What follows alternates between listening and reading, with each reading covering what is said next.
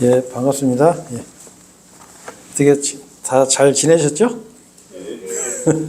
목소리가 시원찮은 것 같아요. 오늘 제가 아침에 일찍 일어나서 설교 준비를 해야 되는데, 오늘 우리가 주의 만찬을 하려고 그 포도즙이죠, 포도즙. 포도즙을 직접 짜고, 그리고 이제 그 빵을 만들었어요. 빵을 이렇게 프라이팬에다 부어가지고 빵을 만들었는데, 그걸 제가 했거든요. 제가 하면서 그런 생각을 했어요. 우리 그 전에 성경에 보면, 개혁 성경에는 이게 빵과 포도즙이 아니라 떡과 포도주로 돼 있어요. 떡과 포도주. 근데 그 옛날에 그 2000년 전에 그 이스라엘에 떡이라는 건 없었겠죠. 그죠? 빵을 먹었거든요. 빵. 그리고 포도주가 아니에요. 이게 절대 오해하시면 안 되는 게, 율법에는 이 술을 권하는 것도 그 죄라고 돼 있거든요. 이웃에게 술을 권하는 자는 저주를 받을 자다, 이렇게 돼 있어요. 그래서 포도즙을 짜서 먹는 그런, 이제 그렇게 드셨어요. 예수님도 그렇게 드셨고, 그래서 이제 이게 오래 놔두면 이게 발효가 돼요. 그러다 보면 이게 포도주가 되거든요. 그래서 성경에는 이 포도즙과 포도주를 그냥 와인으로 써놨어요. 그러니까 이 와인을 전부 술로 번역을 해버리면 큰일 나는 거예요. 그래서 이제 어떤 경우에는 뉴 와인이라고 그래서 이제 포도즙을 표현하는 경우도 있죠. 그래서 제가 오늘 이번 시간에는 우리가 간과할 수 있는 게 있어요. 뭐냐? 사람들마다 자기 나름대로 그 가치관이 있어요. 그리고 선악의 판단 기준이 있어요. 사람들마다 자기 나름대로의 선악의 판단 기준이 있어요. 그것이 과연 하나님의 말씀과 이렇게 비춰올 때, 그것이 하나님께서 우리에게 그 부분에 대해서 뭐라고 우리에게 말씀하시는지, 그걸 이번 시간에 한번 찾아보려고 그러거든요. 먼저 제가 이제 요즘에 공주 지역에서 우리가 복음을 워낙 선포를 많이 하다 보니까 이 복음을 듣는 분들이 굉장히 많이 늘어났어요. 그래서 실제로 구원받는 분들도 늘어나고, 그래서 이 마가복음 그 4장에 보면은 그 씨 뿌리는 자의 비유가 나와요. 보면은 그 네 가지를 예수님께서 말씀하세요. 첫 번째는 이 길가에 뿌려진 씨. 이 길가에 뿌려진 씨는, 이 씨를 뿌린다는 건 하나님의 말씀을 이렇게 뿌리는 거예요. 말씀을 전할 때 길가에 뿌려진 씨는 이 말씀을 들을 때 새가 와서 딱 그걸 쪼아 먹어버리는 거야. 그러니까 이 사람은 당연히 뭐 열매는 구사하고 바로 그 마귀가 그 마음을 뺏어버리는 거야. 자, 이런 사람이고, 두 번째는 돌밭에 뿌려진 씨가 있어요. 돌밭에 씨가 뿌려졌으니까 어떻게 해요? 그 씨가 땅에 내리긴 내렸는데 이게 자라질 못하는 거예요. 돌 때문에. 그런 사람이 있고, 세 번째로는 가시나무 사이에 뿌려진 씨가 있어요. 가시나무에 뿌려진 씨는 하나님 말씀을 받기는 받았는데 이 가시나무 때문에 못 자라는 거예요. 그래서 그냥 세상의 염려와 그 세상의 어떤 자기 나름대로 계획, 그 재물에 대한 욕심, 이런 것들 때문에 이 말씀이 자라지를 못하고 하는 그런 게 이제 가시나무 사이에 뿌려진 씨고, 그 다음에 마지막에는 좋은 토양에 뿌려진 씨. 좋은 토양에 뿌려진 씨는 이 좋은 옥토에 뿌려져서 거기에서 이제 뿌리를 내리고 자라서 열매를 맺는 그런 거죠. 그래서 전에는 우리가 이걸 보면서 이게 도대체 어디까지가 구원받은 거지? 이렇게 막 많이 논쟁을 했거든요. 근데 저는 그거는 의미가 없다고 생각해요. 왜냐하면 서신서에서는 대부분 이 열매를 구원받은 성도로 표현하는 경우가 상당히 많아요. 만약에 그런 의미에서 보면 마지막에 좋은 토양에 뿌려진 씨만 구원받은 사람이거든요. 근데 저는 그거보다는 이 돌밭에 뿌려진 씨도 보면 말씀을 리시브 받았다고 표현이 되어 있거든요, 성경에.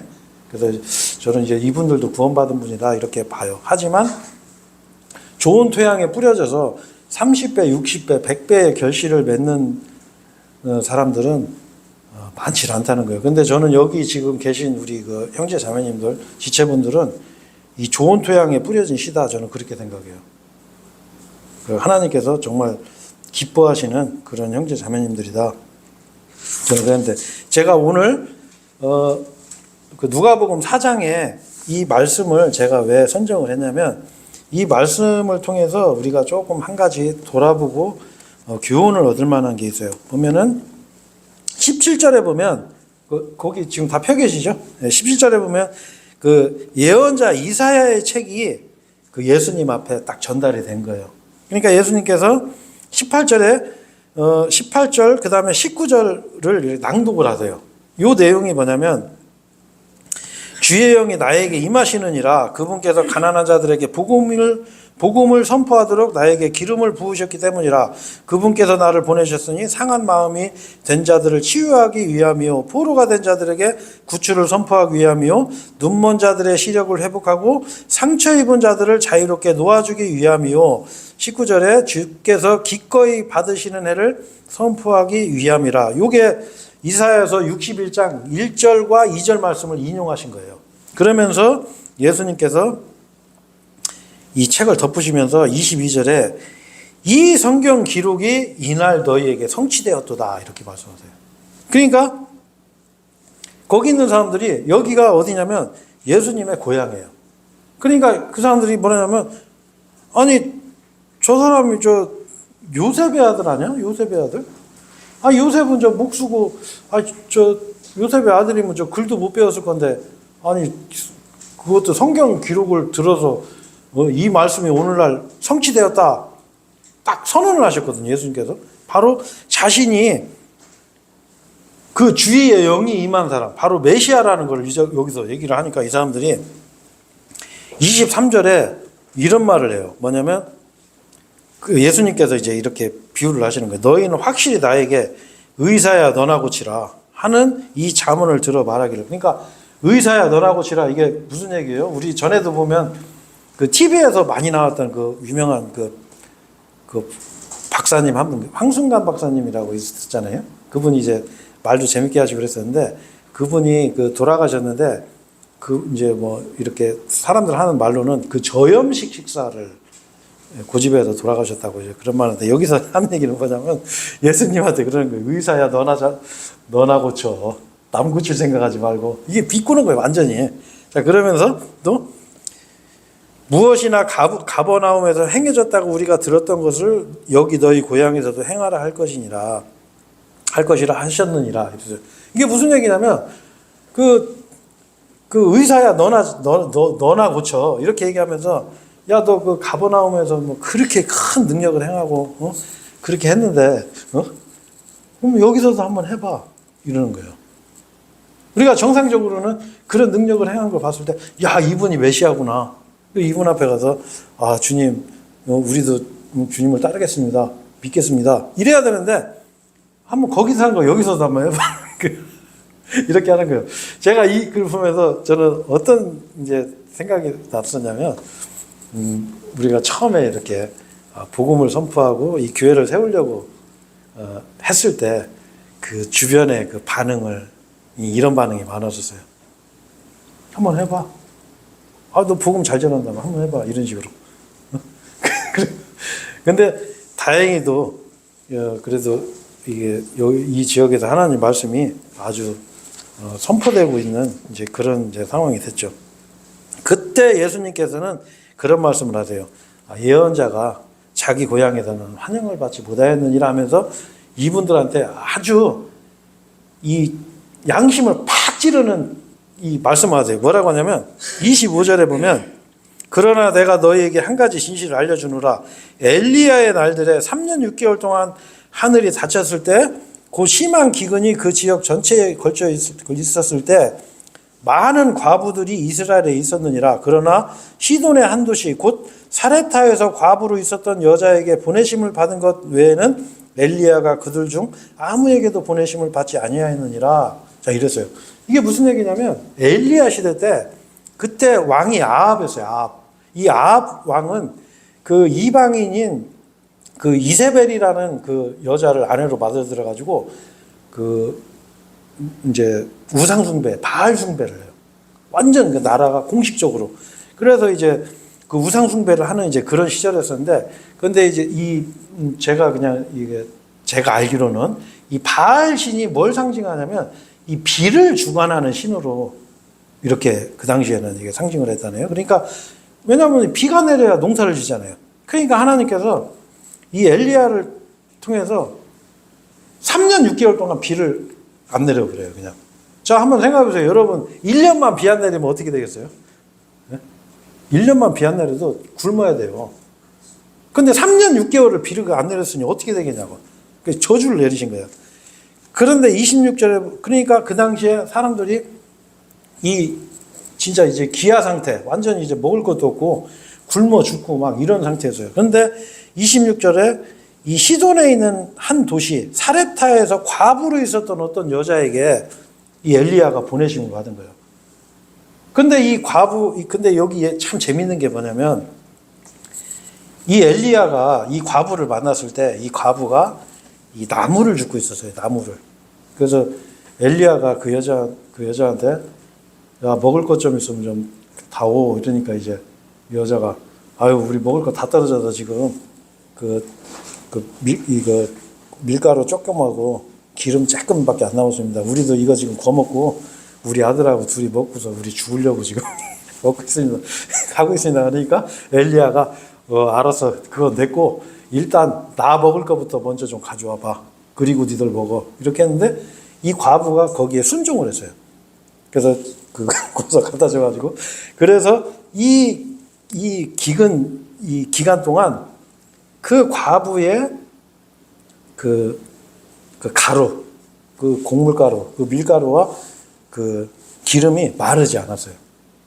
그래서 이제 이런 이제 일이 있었거든요. 그래서 이 엘리야 선지자는 또 좀 특별한 예언자예요. 왜? 이 백성들의 마음, 우상숭배에 빠져있던 백성들의 마음을 하나님께로 인도했던 사람이에요. 어떤 방식으로 인도했냐면 이 엘리야가 그 바알 선지자들 그리고 그 우상숭배하는 그 선지자들 850명하고 대결을 해요. 어떻게 대결하냐면 각자 소를 한 마리씩 잡아서 싹 이렇게 장작더미 위에다 올려놓고 각자 신에게 기도를 하는 거예요. 그래서 왜냐면 내가 믿는 신이 진짜면은 이게 하늘에서 불이 내려와서 이거 태울 거다 해갖고 막 이제 기도를 하고 그러는데 당연히 엘리야가 이기죠. 엘리야가 거기 물까지 막 부어요. 부어가지고 하늘에서 불이 내려와가지고 그 재물을 싹 다 살려서 다 불태워버리는. 그래서 엘리야가 그 850명의 그 우상숭배하는 그 우상숭배하는 그 선지자 이제 제사장들이죠. 그걸 다 죽여요. 그리고 그때 엘리야가 이스라엘 백성한테 한 말이 있었어요. 뭐냐면 너희가 언제까지 이렇게 머뭇거리겠느냐. 만약에 주가 하나님이시면 그를 섬기든지 아니면 너희가 볼 때 바알이 하나님이면 차라리 바알을 섬겨라. 이렇게 해가지고 그 이스라엘 백성에게 아주 강하게 하나님께로 돌아와라. 이렇게 촉구했던 그런 이제 예언자였었거든요. 그런데 이제 이 엘리야가 그 많은 과부들 중에서 이 과부한테만 보냄을 받은 거예요. 그러니까 예수님이 이제 의미심장한 말씀하는 거예요. 자, 그 다음에 또 27절에 보면 그리고 예언자 엘리사, 요건 엘리사예요. 엘리야의 제자예요, 제자. 이분이 엘리사의 때에 많은 나병 환자들이 이스라엘에 있었느니라. 그런데 시리아인 나아만 외에는 그들 중 아무도 정결하게 되지 않았느니라. 이렇게 돼 있어요.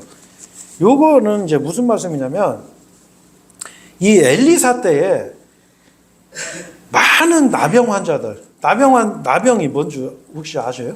네? 나병이 문둥병이에요. 문둥병, 한센병. 이 문둥병 환자들이 이스라엘에 많이 있었는데 이 엘리사가 이 시리아인 나아만 장군한테 보내심을 받았어요. 자, 근데 이게 무슨 의미냐면 나아만은 이스라엘 사람이 아니에요. 시리아의 아주 막강한 지금으로 따지면 국방부 장관 정도 되는 장군이에요, 장군. 근데 이 시리아라는 나라가 여러분 이걸 아셔야 돼요. 시리아라는 나라는 이 철기 문화가 발달한 나라예요. 그래서 원래 그 시리아에서 만드는 칼이 이 옛날에도 아주 최고로 쳐져요. 그 우리가 그 다마스커스 칼이라고 그러거든요. 그 칼을. 그래서 굉장히 이게 이 칼길이 부딪히면은 이 일반 칼을 잘라버려요. 그 정도로 철을 잘 다루고 전투에 능하고 강력한 군대를 보유하고 있던 그런 나라가 시리아였었는데, 이 시리아의 나아만 장군에게 이 엘리사가 보내심을 받아요. 근데 우리가 요거에서도 좀 교훈을 받을 게 있어요. 뭐냐면 이 나아만 장군이 조금 특색이 있어요. 이방인인데도. 뭐냐? 이 사람이 좀 순진해.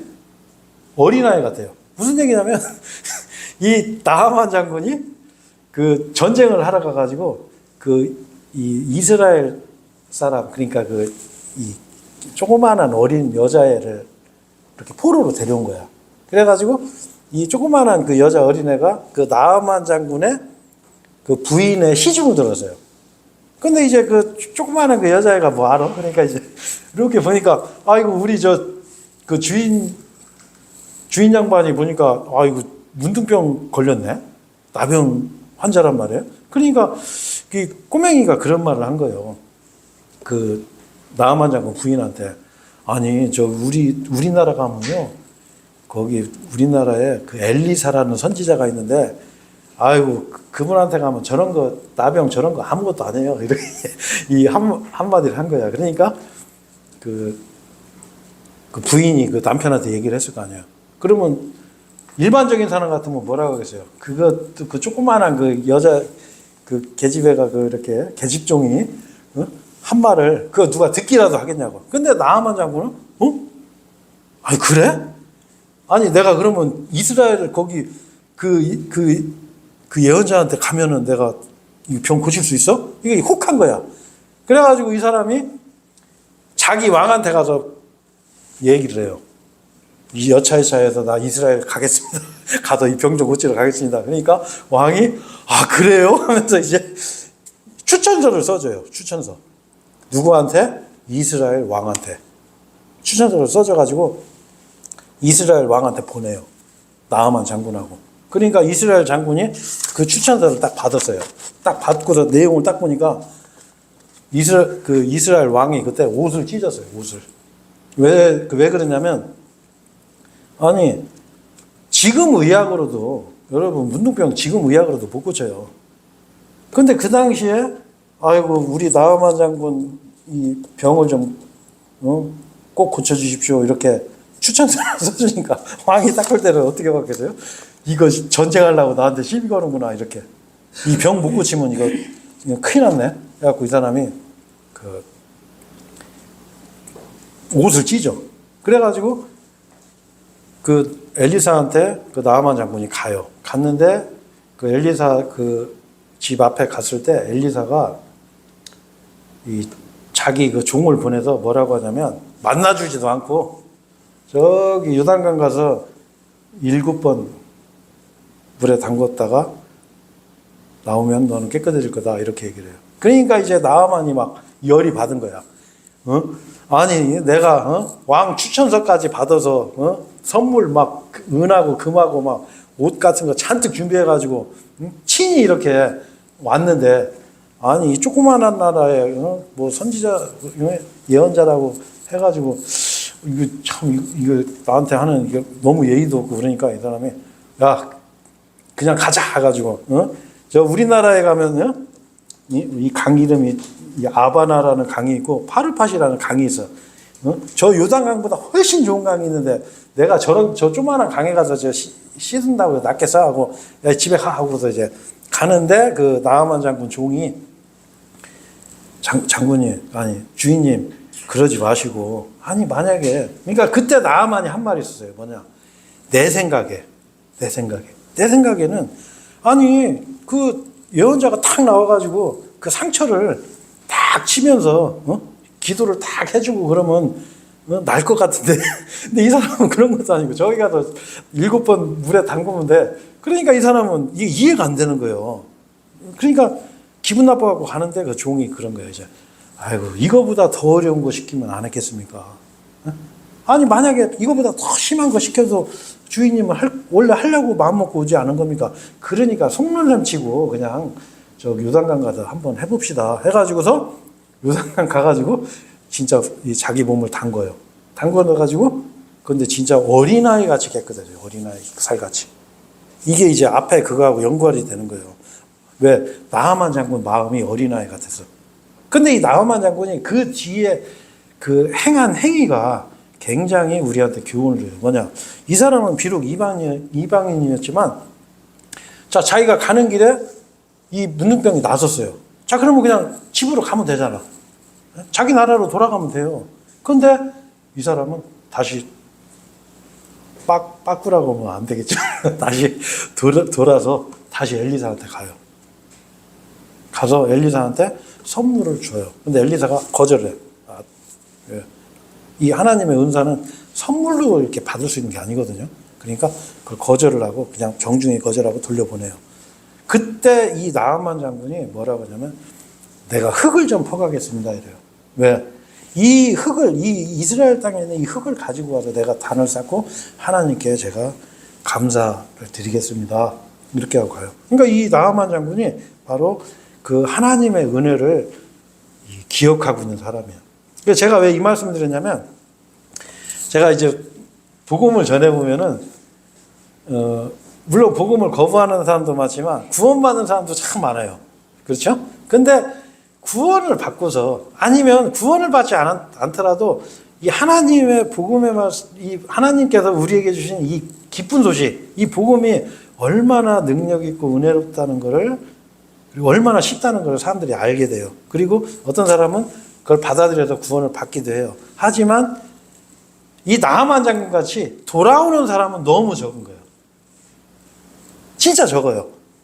이 나하만 장군 같이 그냥 내가 병 나았으니까 가는 거예요.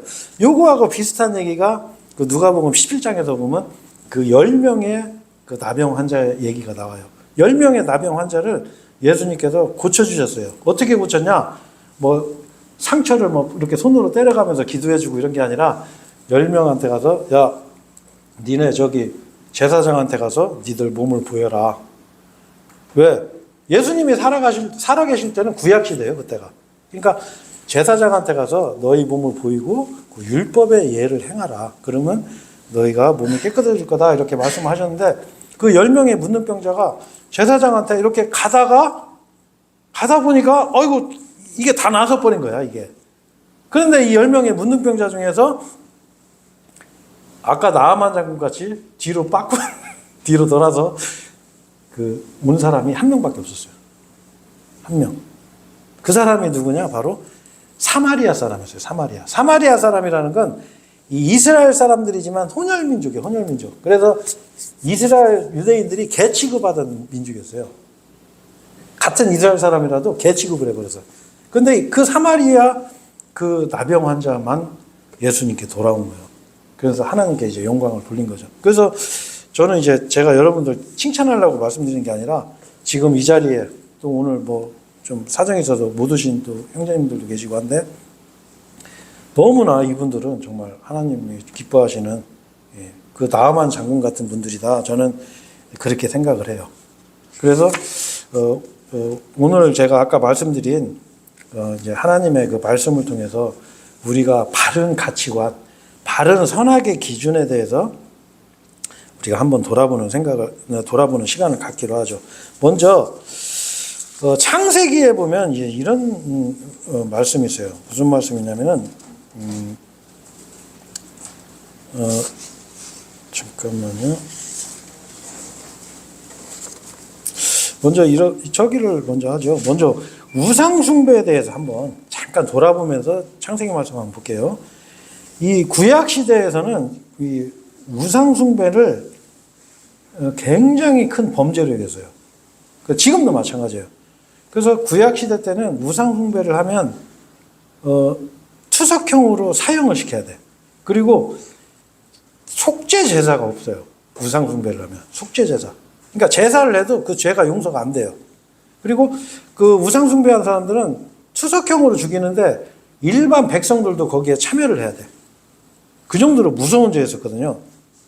그런데 이 우상숭배가 요즘 시대에는 어떤 새로운 모습으로 나타나요.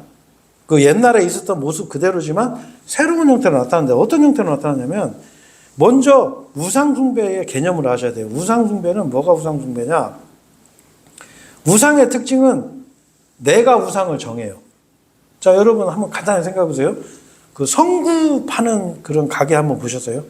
불상이나 십자가나 이런데. 자, 그런 데 가서 어떻게 내가 마음에 드는 우상을 하나 사요. 그래가지고 집에다 갖다 놓고 거기다가 기도를 하고 빈단 말이에요. 이게 우상숭배야. 그죠? 그 다음에 이름도 내가 정해요. 우상의 이름을. 근데 하나님께서는 이걸 아주 금지하셨어요. 왜? 하나님께서 처음에 모세를 만났을 때 하신 말씀이세요. 당신의 이름이 무엇입니까? 모세가 물어봤을 때 하나님께서 I am that I am 이랬어요. 나는 난이라 했어요. 하나님이 이름을 말씀 안 하셨어요. 왜? 하나님 이름을 사람들이 헛되이 취할까 봐.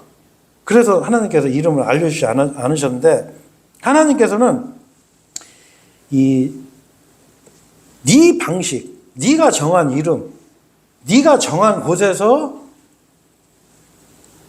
섬기지 말아라고 하셨어요. 그래서 그 말씀이 어디에 나오냐면 신명기 12장 13절에 보면 너는 내가 보는 각각의 처소 안에서 너의 번제물들을 바치지 않도록 스스로 주의하라 이랬어요. 그렇잖아요. 우리 우상숭배 하는 사람들은 어떻게 해요? 일할 때 보면 뭐 이렇게 있으면 거기 일하고 뭐 이렇게 박수 한번 3번 치기도 하고 그렇잖아요. 자기들이 정해놓은 장소에서 하잖아요. 근데 하나님께서는 네가 보는 각각의 처소에서 하지 마라. 번제물을 바치지 마라 이렇게 정하셨고 14절에 보면은 오직 너의 지파들 중 한 지파 내에 주께서 선택하실 장소 안에서 너는 거기서만 번제물을 바쳐라.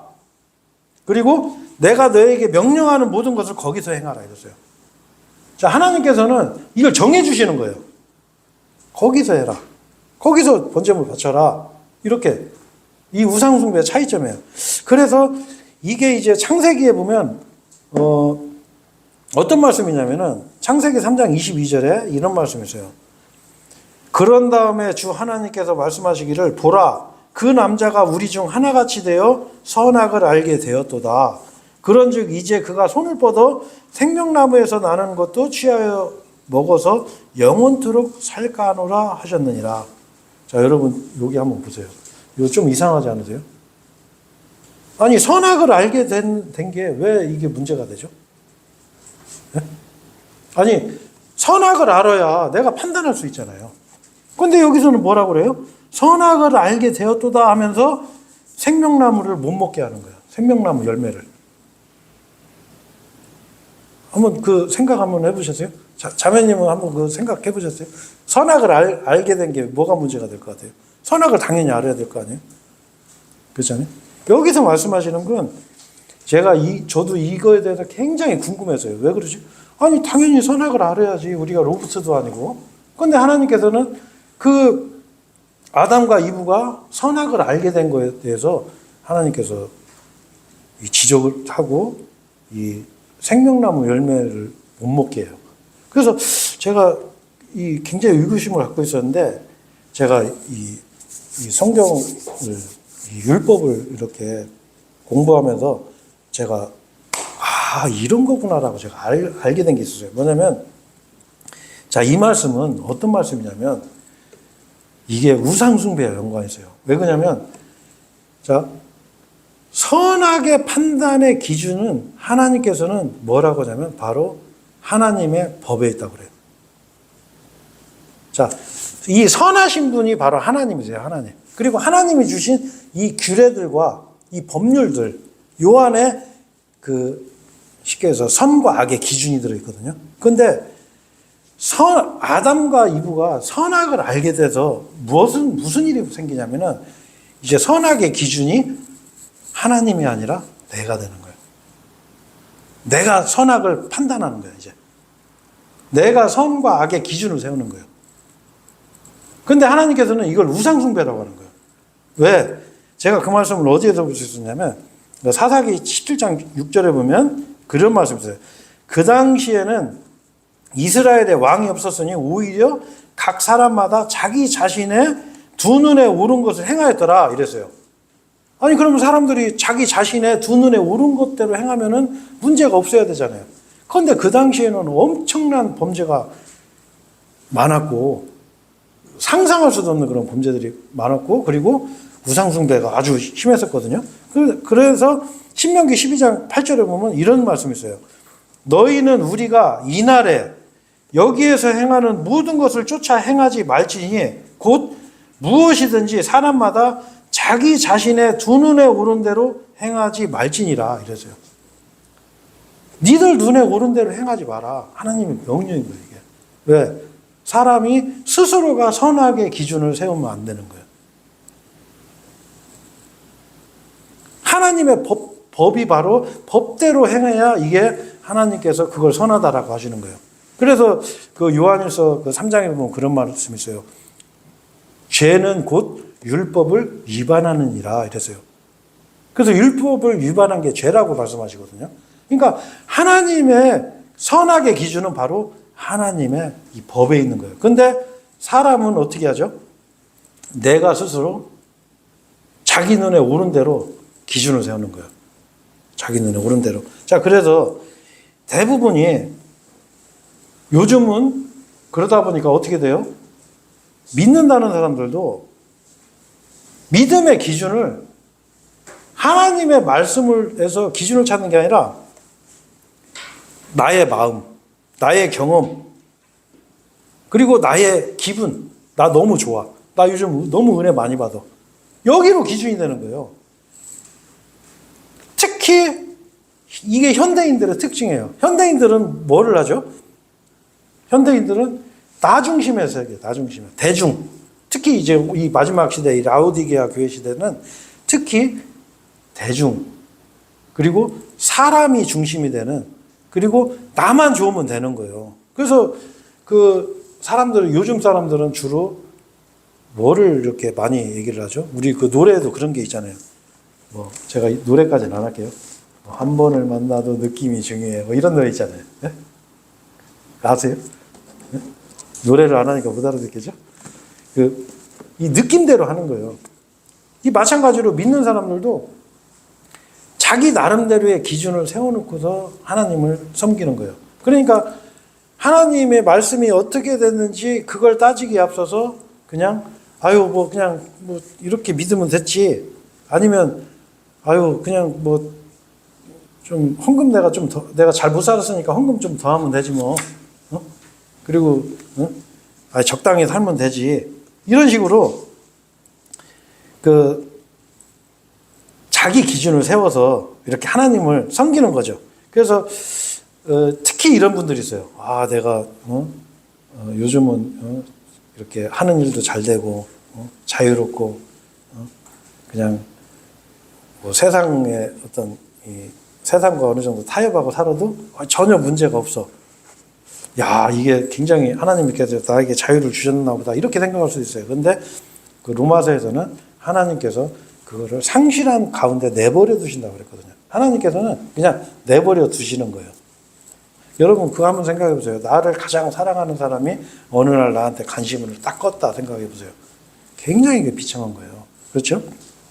그래서 이게 굉장히 중요한 거예요.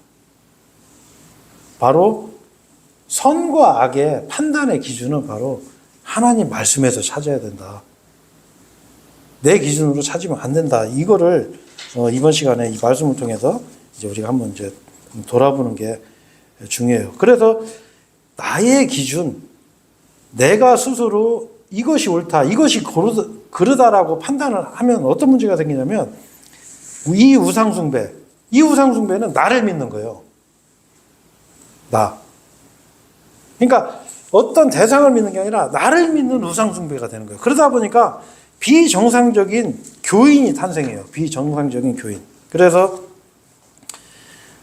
좀 전에도 말씀드렸지만 내 마음대로 살았으니까 하나님께서는 하나님 그래도 아무래도 뭐니 해도 뭐니가 최고지 해가지고 에이, 그래, 좀 내가 죄졌으니까 헌금 좀 더 하자. 이런 식으로. 어? 그리고 일요일 날 일주일 동안 세상에서 열심히 그래도 죄도 많이 짓고 했으니까 일요일 날 모여서 그냥 설교도 한번 들어주고 이런 식으로 이제 하면서 야, 저 목사 말 잘하네. 아, 나 오늘 은혜 받았어. 이렇게 되는 거죠.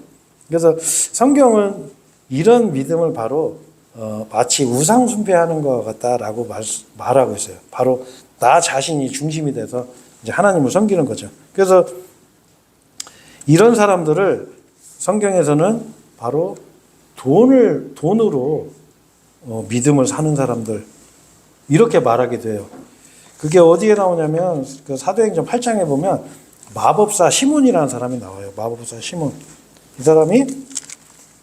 이 시몬이 뭐라고 하냐면 그 제자들이 안수를 해서 사람들이 이렇게 성령을 받는 거를 보면서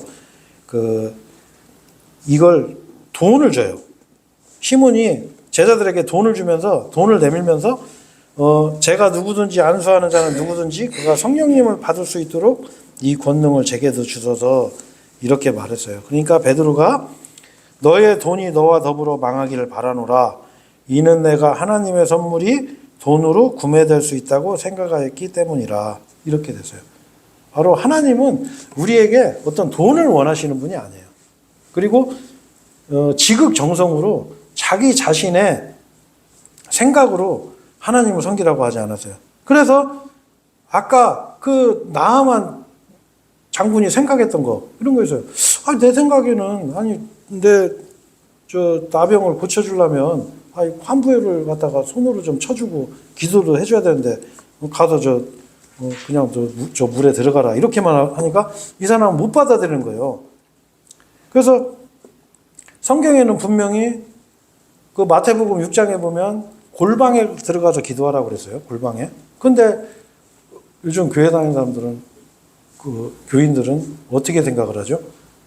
골방에 들어가서 하나님과 1대1의 시간을 잘 안 가져요. 그러니까 어떻게 하죠? 새벽에 교회 나와서 많은 사람들이 모여서 아니면 부흥회나 이런 데 가서 많은 사람들이 막 울고 뒹굴고 제가 아는 사람 하나도 진짜 한 이틀 동안 두루마리 휴지 2개를 울면서 다 썼다고 이렇게 간증하는 사람도 제가 만나봤거든요. 이제 그렇게 믿는 게 올바른 거라고 생각을 해요. 근데 성경은 그렇게 말씀하지 않아요. 그리고 기도할 때 헛된 반복을 하지 말라고 그랬어요. 헛된 반복. 한 말 더 하고, 한 말 더 하고, 또 한 말 더 하고. 그리고 많이 구하여야 하나님께서 받으신다고 생각하는 거예요. 많이 구해야. 그래서 제가 참 놀랬던 게 그 어린 학생들이 초등학교 6학년짜리 학생들을 교회에서 3시간 동안 방언 기도를 시키더라고요. 나 진짜 그런 것도 봤어요. 근데 성경에는 그렇게 하지 않아요. 하나님께서는 우리가 짧게 기도해도 다 아세요. 우리가 진심으로 그냥 기도하시면 돼요. 헛된 말을 반복하지 말라고. 그렇게 했는데 계속 그렇게 하는 거예요. 왜? 내 생각에는 간절하게 계속 한 말 더 하고 한 말 더 하고 그리고 나 혼자 하는 것보다는 여러 명이 모여서 같이 해야 하나님께서 들으실 거다라고 자기 판단을 하는 거예요. 근데 하나님 말씀은 그렇지 않아요. 그리고 또 이제 저도 옛날에 천주교 신자였었지만 천주교 신자들이 갖고 있는 그 독특한 생각이 하나가 있어요. 뭐냐?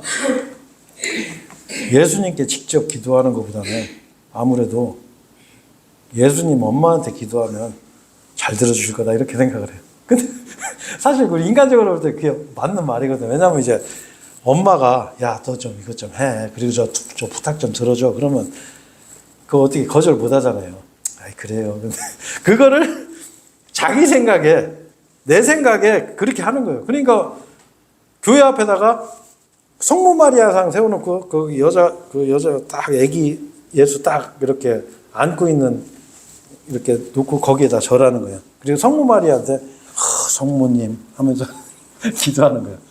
그게 하나님께서는 그걸 우상숭배라고 하는 거예요. 왜? 내 생각을 믿는 거예요. 내 생각. 내 생각에는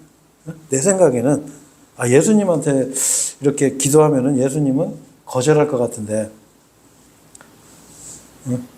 차마 예수님도 자기 엄마가 부탁하는 건 거절 못하겠지, 이렇게 생각하는 거.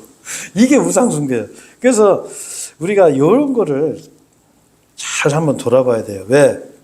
하나님의 말씀을 모르면은 비정상적인 사람이 되는 거예요. 비정상적인 사람. 아니, 성경에 써 있는데, 성경에. 이렇게 하지 말라고 돼 있는데. 제가 요 다음 시간에 이제 이 성경에 대해서도 좀 이제 말씀을 하려고 그러는데, 아니, 분명히 하나님 말씀은 명확하게 너희는 이렇게 하지 마. 이렇게 해. 그리고, 기도도 길게 할 필요 없어. 그리고 골방에 가서 조용히 해. 그리고 한 말도 하고 이런 거 하지 마. 그런데도 끝까지 그걸 하거든요, 사람들은. 그렇잖아요. 그게 바로 자기 생각을 믿는 거예요. 선악의 기준이 하나님의 말씀이 아니라 나한테 온 거예요. 그래서 이 신명기에 보면 어떤 의미심장한 말씀이 있냐. 신명기 어디더라? 신명기 4장 한번 볼까요? 신명기 4장. 이 구약 352페이지. 네, 구약 352페이지. 여러분, 이게 하나님 말씀이 단순히 어떤 하나님의 어떤 강력한 명령, 너희들 이렇게 안 하면 내가 그냥 안 놔둘 거야, 이런 차원의 이 법이 아니에요. 여기서 그 말씀을 볼 수가 있거든요. 이 4장 5절부터 한번 요거 6절까지 같이 한번 읽어보죠. 보라, 내가 규례들과 공의로운 법규들을 주 나의 하나님께서 나에게 명령하신 그대로 가르쳐 왔나니 그곳을 차지하려고 너희가 들어가는 그 지역 가운데서 너희로 하여금 그와 같이 행하게 하려 함이라. 그러므로 그것들을 지키고 실행하라. 이는 이것이 민족들의 목전에서 너희의 지혜와 너희의 명철이기 때문이라. 이 모든 규례들을 들은 민족들이 말하기를 이 위대한 민족은 확실히 지혜롭고 명철한 백성이로다 하리라. 자, 이스라엘 백성을 보고서 이 민족들이 뭐라 그래요? 그 하나님의 이 명령들과 규례들을 보고서 야, 이 백성은 확실하게 지혜롭고 명철한 백성이다, 이렇게 얘기를 하는 거예요. 왜? 이 하나님의 이 법이 실제로 지금 이 지구상에 사는 나라들의 대부분의 법의 근간이 바로 이 하나님의 율법에서 왔어요. 기초예요, 기초. 그래서 만약에 이 하나님의 법에 영향력이 없었다면 여러분 지금도 저기 좀 옥스간 데 가면 사람도 잡아먹고 막 그래요. 식인종도 지금도 있을 거예요, 아마. 그리고 옛날에는 유아살해 같은 거, 그런 거 아무것도 안 했어요. 애기들 죽이는 거. 그런 문화가 별 죄도 안 했어요. 그리고 뭐 이런 거 때려 죽이고 하는 거 아무것도 안 했어요. 여자도 사람 취급도 안 했어요. 그런데 어떻게 해요? 이 하나님 말씀이 딱 확실하게 자리를 잡으면서 여기에서 조금의 영향력만 끼쳤는데도 어떻게 해요? 사람들이 그런 악한 것들을 버리게 되는 거예요. 그러니까 여기서 그런 말을 하는 거예요. 예? 이 하나님의 법을 본 이 민족들이 야, 이 위대한 민족이라고 하죠. 이스라엘을. 이 하나님의 법을 받은 이 위대한 민족이다, 이렇게 얘기하는 거예요. 그래서 제가 오늘은 우리가 이제 빨리 마치고서 오늘은 이제 주의 만찬 할 거예요. 주의 만찬은 저번에도 말씀드렸지만 예수님께서 저와 여러분들, 우리를 대신해서 우리 죄들을 대가를 치르시기 위해서 몸이 찢기시고 그 피를 흘리는 것을 기념하는 거예요. 그래서 예수님께서도 자기 몸을 빵으로 표현하셨어요. 그리고 자기 피를 포도즙으로 너희는 이것을 먹고 마시라고 하셨거든요. 그래서 우리가 이 만찬을 통해서 지금 이 빵과 포도즙을 드시면서 예수님께서 나를 위해서 그 희생하신 그거를 마음속으로 되새기고 기념하는 시간을 갖도록 하겠습니다. 그리고 이제 오늘 설교 내용으로 선악의 기준은 바로 하나님의 법에 있다. 절대 내 생각으로 선악의 기준을 삼으면 안 된다라는 것을 이번 시간에 확실하게 여러분 마음속에 꼭 새기셨으면 좋겠어요. 네. 자, 그리고 기도하고 그리고 오늘 만찬을 하겠습니다. 네. 감사하시고 사랑이 충만하시고 너무나 은혜로우신 아버지 하나님, 우리가 하나님의 말씀대로 행하고 하나님의 말씀 안에 있을 때 우리는 선 가운데 행할 수 있다라고 하나님께서 말씀해 주셨습니다. 절대 우리의 생각으로 하나님의 말씀을 부정하거나 하나님의 말씀을 넘어서는 일이 없도록 우리가 그렇게 살 수 있도록 주께서 인도해 주시옵소서. 그리고 우리 주위에 아직 구원받지 못한 많은 혼들이 있습니다. 특히 우리 가족 친지들, 그들에게 하나님의 말씀이 전해져서 하나님의 자녀가 되는 그런 은혜를 베풀어 주십시오. 그리고 오늘 이 시간 이후로도 모든 행사와 일정들을 주님께만 의지합니다. 우리를 구원해 주신 우리 주 예수 그리스도의 이름으로 기도드렸습니다. 아멘. 네.